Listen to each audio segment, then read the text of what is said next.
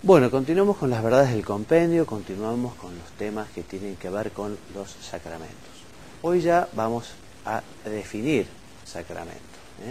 ¿Cómo nos define, Mónica, el compendio? ¿Qué dice que son los sacramentos? Los sacramentos son signos sensibles y eficaces de la gracia instituidos por Cristo y confiados a la Iglesia, a través de los cuales se nos otorga la vida divina. Entonces, son signos que se manifiestan sensiblemente. Y eso que significan, realmente lo realizan. Por eso son eficaces. Con los sacramentos se nos da la gracia, que es la participación en la vida divina. Por la gracia nos parecemos, nos asemejamos a Dios. Estos sacramentos no fueron una buena idea de los apóstoles, sino que son instituidos por Jesucristo. La gran mayoría consta su institución en los evangelios, otros nos habla también la Escritura, aunque no, por ejemplo, la unción de los enfermos, que nos habla la epístola de Santiago, si bien nos habla el momento de cuándo fue instituido por Jesucristo. Sabemos que son 7. El primero es el bautismo, por el que se nos perdona el pecado original, por el que ingresamos a la Iglesia, por el que somos hijos de Dios. El bautismo, la Eucaristía, que es de lo que vive la Iglesia de la Eucaristía, en lo que se centra toda la liturgia de la Iglesia, en lo que se centra la vida de la Iglesia, porque en la Eucaristía no solo se nos da la gracia, sino se nos da el mismo autor de la gracia, Cristo mismo, Jesús en la Eucaristía, verdadera, real y sustancialmente, ¿no? La Eucaristía, la penitencia, también llamada reconciliación, ¿no? La unción de los enfermos, de lo que hablábamos, el orden sacerdotal y el matrimonio. 7 son los sacramentos que Cristo ha confiado a su Iglesia. Son de la Iglesia. ¿En qué sentido? En un doble sentido, ¿verdad? En un doble sentido. De ella, en cuanto son acciones de la Iglesia, la cual es sacramento de la acción de Cristo. Y para ella, en el sentido de que edifican la Iglesia. Exactamente. Algunos sacramentos, 3 concretamente, imprimen carácter. El carácter es una señal muy particular que queda en el alma, por la que nos identifica especialmente con Cristo sacerdote. Son 3 los sacramentos que imprimen carácter, por lo tanto no se repiten, son el bautismo, la confirmación y el orden sagrado. Nosotros para siempre, para toda la eternidad, seremos bautizados, confirmados y sacerdotes.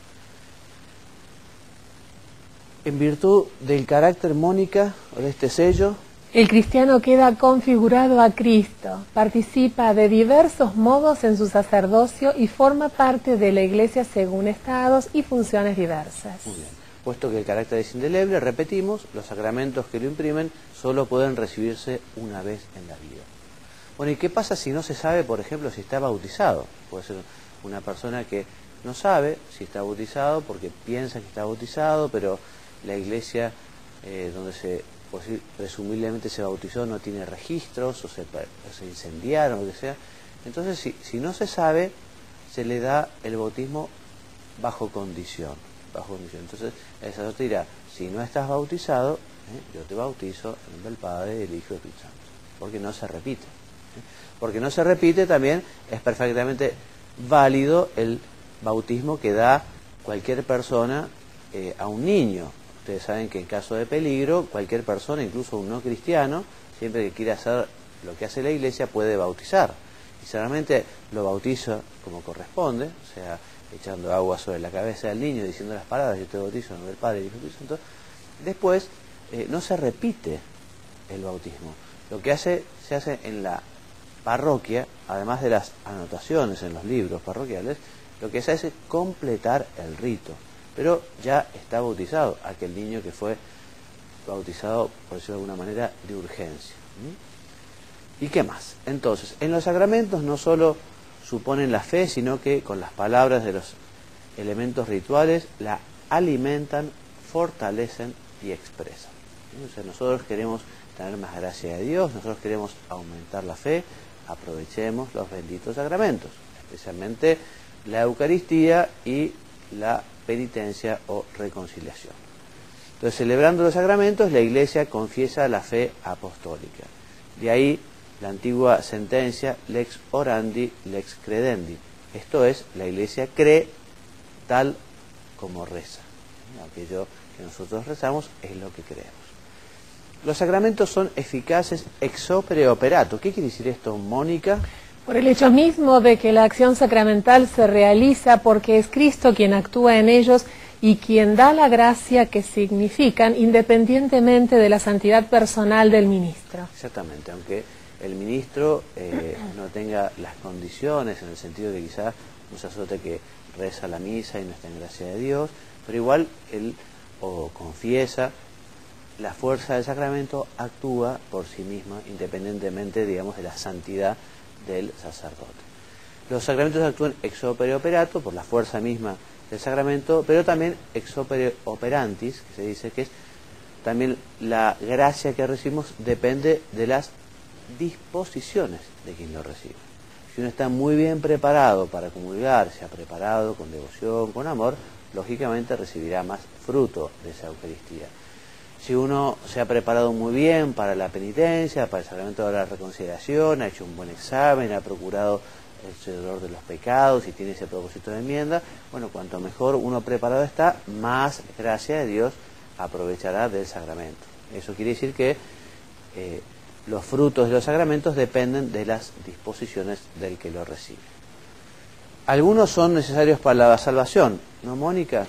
Aunque no todos se den a cada uno de los fieles, porque otorgan la gracia sacramental, el perdón de los pecados, la adopción como hijos de Dios, la configuración con Cristo Señor y la pertenencia a la Iglesia. Claro, no todo el mundo, no todos reciben todos, porque quien es sacerdote no recibe el matrimonio, quien recibe el matrimonio, en fin, aunque el que recibe el matrimonio puede llegar a ordenarse. Yo me ordené, recibí la ordenación sacerdotal en Roma de manos del Papa Juan Pablo II, y al lado mío lo recibió un señor norteamericano que era viudo, estaban sus hijos presentes allí, en fin, con ese recibió todos los sacramentos, ¿no? El matrimonio, el orden sagrado, así que, en fin, son necesarios para la salvación el bautismo, para que él que conoció el Evangelio, la verdad revelada, es necesario el bautismo como necesidad de medio, también la Eucaristía, también, que Jesús nos dijo, ¿no? El que come mi cuerpo y bebe mi sangre salvará el que no come mi cuerpo. Y la penitencia,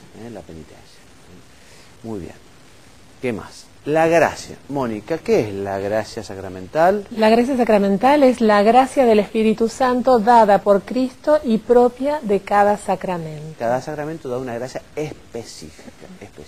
La del orden sagrado, evidentemente, para vivir mejor la función sacerdotal, el ministerio sacerdotal, las obligaciones sacerdotales. La gracia del matrimonio es realmente la gracia que ayuda a que se quieran más marido y mujer, a que vivan esa unión, esa comunidad de vida y de amor, que es la familia, que es el matrimonio. La penitencia sana, cura, fortaleza. La unción de los enfermos justamente ayuda a aquella persona que ya es mayor o que está enferma para prepararse a dar el salto a la vida eterna. O sea, cada sacramento nos da la gracia santificante y una gracia sacramental específica. Esta gracia ayuda al fiel en su camino de santidad, dice el compendio, y también a la Iglesia en su crecimiento de caridad y testimonio. Los sacramentos de la Iglesia, en los sacramentos la Iglesia recibe ya un anticipo de la vida eterna. Y claro, porque en los sacramentos recibimos la gracia de Dios, estamos participando de la Trinidad. Bueno, Mónica, en pocas palabras, ¿qué consejos das a los padres y catequistas? Nos acerca el consejo, gracias Padre Juan María, nos habla San Luis María Griñón de Montfort. Nos dice, nos explica qué son los devotos escrupulosos. Lo leemos juntos. Son quienes temen deshonrar al Hijo honrando a la Madre, es decir, rebajando al Señor por ensalzar a María Santísima. Pero vamos a leer juntos cinco puntos importantes que nos explica San Luis María Griñón de Montfort para saber responder a la hora de defender a María cuando se trata de defender la fe. Si hay alguien que de pronto te dice, pero ¿por qué vamos a hablar de María? O hablamos mucho de María. Bueno, el tema es así. Primero, nos lo dice San Luis María Griñón de Montfort, no yo. Jesucristo es el único mediador entre nosotros y Dios Padre. Pero, 2, no olvides que por María llegamos a nuestro Señor Y 3, honramos a María Santísima para honrar más perfectamente a nuestro Señor. 4, no porque la Santísima Virgen sea más que Jesucristo o igual a Él en importancia, lo cual sería una herejía, sino para amar mejor a nuestro Señor. Y 5, en el numeral 95 del Tratado de la Verdadera Devoción a la Santísima Virgen, que escribió San Luis María Griñón de Montfort, nos recuerda que al rezar decimos: bendita tú eres entre todas las mujeres y bendito el fruto de tu vientre Jesús. Fíjate que bendecimos a María por encima de todas las mujeres para luego bendecir a Jesús. Muchas gracias, Mónica. Y así es, porque lo que hace siempre la Santísima Virgen es llevar a sus hijos al Señor. Siempre lo que hace María. El mismo Santo Rosario, el Papa Juan Pablo, cuando se escribe aquella carta apostólica al Rosario de Virgen María, nos dice algo que ya hemos escuchado muchas veces, como el Rosario también es una oración cristocéntrica, digamos, una oración que se centra en los misterios de la vida de Cristo. Así que la Virgen no nos aparta de Jesús, como Mónica muy bien nos recordaba, sino que nos lleva a Jesús.